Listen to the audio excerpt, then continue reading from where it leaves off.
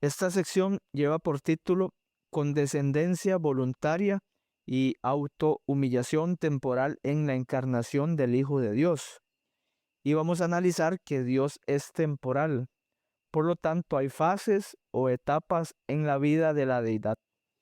El doctor Norman Gulley sostiene que si los teólogos no hubieran adoptado el punto de vista griego de la atemporalidad de Dios, nunca habrían abrazado la idea de una subordinación eterna del Hijo. Antes de discutir las razones que respaldan la validez del doctor Gulley, es necesario clarificar los conceptos de la atemporalidad divina y la temporalidad de Dios. Estos últimos dos conceptos, atemporalidad y temporalidad, son presuposiciones a nivel macro. La Biblia presenta a Dios interactuando con la historia humana y relacionándose con su creación, como lo evidencian relatos de la creación, el encuentro con Moisés en la zarza ardiente, al entregar las tablas de la ley en el monte Sinaí, la encarnación de nuestro Señor Jesús, entre muchos otros. No obstante, algunos teólogos sostienen que Dios no interactúa con los humanos en su esfera espacio-temporal, ya que Él es atemporal. La atemporalidad implica que en Dios no existe el paso del tiempo, no hay pasado, presente ni futuro. En otras palabras, un Dios atemporal está eliminado de la historia humana. Esta visión sobre Dios, que opera a nivel macrohermenéutico, afecta toda la teología bíblica, los niveles micro y mesohermenéutico, ya que un Dios atemporal no se relaciona con criaturas temporales. Por ejemplo, una de las doctrinas afectadas por esta visión es la comprensión de la revelación e inspiración, ya que no es posible que un Dios atemporal imparta conocimiento a los seres humanos. Por lo tanto, pueden darse dos escenarios. Uno, que Dios, desde su esfera atemporal, dictara palabra por palabra a los profetas, quienes registrarían dichas palabras mediante su alma atemporal. Aunque apartado de la historia humana, paradójicamente Dios dicta palabras en la historia. Esta es otra inconsistencia lógica. O dos, que todo lo contenido en la Biblia sea producto del ser humano, incapaz de comprender a un Dios atemporal que no se relaciona con la humanidad. En ambas teorías se destaca a un Dios distante, sin relación alguna con sus criaturas. Es necesario entender el origen de esta visión atemporal de Dios, la cual se desarrolló a partir de las perspectivas sobre el ser y la realidad formuladas por tres filósofos antiguos. Parménides, filósofo griego, exploró la naturaleza del ser y concluyó que éste es eterno e inmutable. A través de diálogos filosóficos, Parménides argumenta que el ser no tiene partes, ni principio, ni fin, y por lo tanto es ilimitado y está más allá del tiempo, es decir, atemporal. Esta atemporalidad significa que el ser existe en un siempre presente, inmóvil, sin relación con el pasado o el futuro. Parménides distingue entre lo sensible y lo inteligible y establece que el ser no participa en el devenir temporal, lo que lo hace ajeno al conocimiento humano. Sus ideas fueron adoptadas por teólogos para describir a Dios como atemporal e inmutable, influenciando profundamente la teología cristiana. Platón, filósofo ateniense, influyó profundamente en la filosofía judía y cristiana, especialmente a través de Filón, Boecio y Agustín de Hipona. En su obra Timeo, Platón describe la creación de los cuerpos celestes y del tiempo, estableciendo que Dios es eterno y su creación es temporal. Define el tiempo como una imagen móvil de la eternidad creada por Dios al organizar el universo. Mientras que el ser es eterno e inmutable, el tiempo imita la eternidad mediante ciclos constantes, pero nunca puede ser eterno. Platón continuó las ideas de Parménides sobre la atemporalidad e impasibilidad de Dios. Aristóteles discípulo de Platón y uno de los pensadores más influyentes de la cultura occidental, expuso en su Metafísica y Física que debe existir una sustancia eterna e inmutable, identificada como Dios, quien es el motor inmóvil que induce el movimiento sin moverse. Para Aristóteles, Dios es un ser viviente, eterno y separado de las cosas sensibles. Además, el tiempo es la medida del movimiento y dado que Dios es inmóvil, no mora en el tiempo.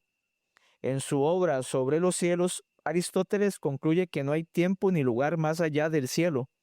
La visión de Dios de Aristóteles es trascendente, muy por encima de la naturaleza y del espíritu, y continúa la tradición del ser atemporal e inmutable discutida por Parménides y Platón.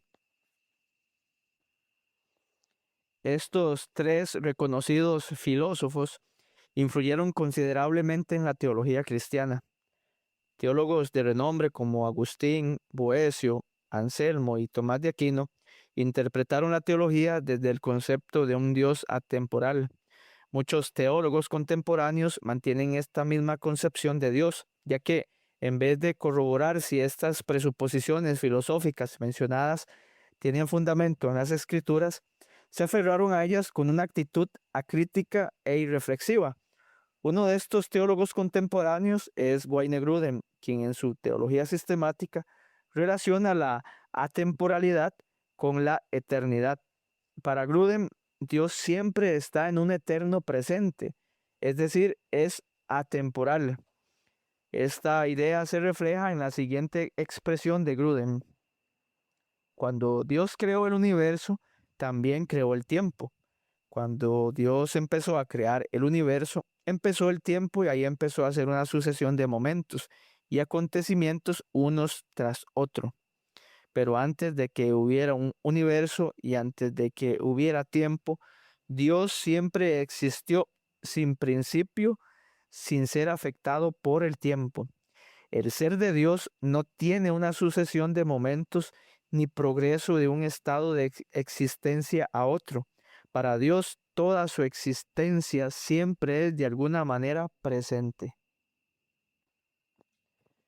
Contrario a esta visión que adoptó Grudem, está la noción bíblica de que Dios es temporal.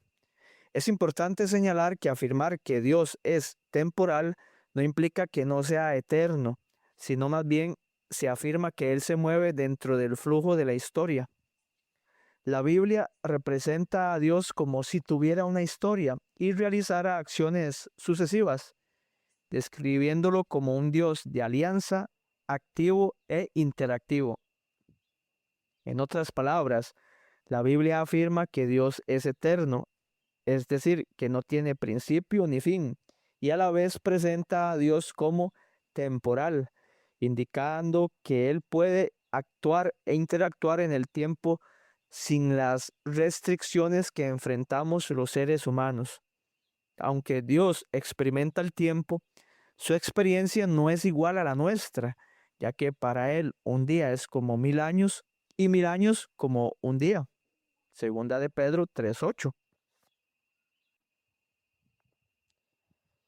Es significativo señalar que el tiempo no debe concebirse como un contenedor que abarca a Dios.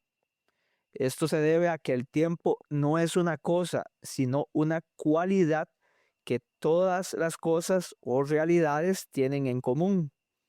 El tiempo es la característica básica de la realidad. Basándonos en esta definición, asumimos entonces que el tiempo es una característica propia de un ser o de un objeto y puede ser de duración limitada o ilimitada según la realidad que describe. Por ejemplo, el tiempo de los seres humanos es finito, porque nuestra naturaleza es finita, mientras que el tiempo de Dios es eterno debido a su naturaleza eterna. Por lo tanto, es válido decir en el marco bíblico que Dios es temporal en el sentido de que experimenta el flujo del tiempo, aunque muy distinto al nuestro. En él hay un pasado, presente y futuro. Esta sucesión de tiempo no significa que Él no sea eterno.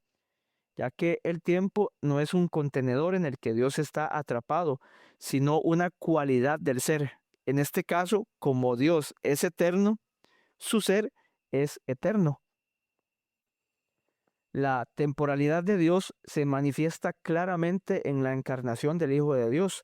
Según la Biblia, el Hijo de Dios, siendo plenamente divino, al encarnarse no dejó de ser Dios, Filipenses 2:5 al 11, sino que asumió una naturaleza humana la cual se realizó en el tiempo y espacio conocidos por los seres humanos.